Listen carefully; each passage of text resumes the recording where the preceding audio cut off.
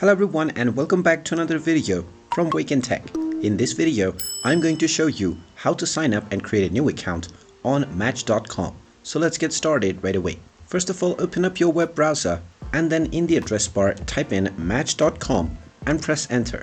You will then be taken into the official Match.com website. Now right from the home page, you can simply choose your interest and then proceed forward with signing up. Tap on the drop down menu and click on your interest. Then choose the age range. After entering your zip code, click on the view singles button and now you will be taken into the further registration. Just type in your date of birth and click on that's it. Then enter your first name. After entering your first name, type in your email address and then click on the next button. Now once you click on the next button after entering your email address, you will receive a verification email within that email. Once you open up the email and click on the link that you receive, your account will be activated and you will be allowed to create your password. After creating your password, you will be signed up to your account and now you can set up your profile details and also upload your profile picture.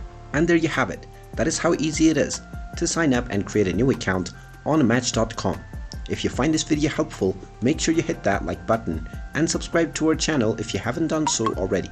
Also ring that notification bell to never miss another update from us. Thank you for watching and I will see you again in the next video.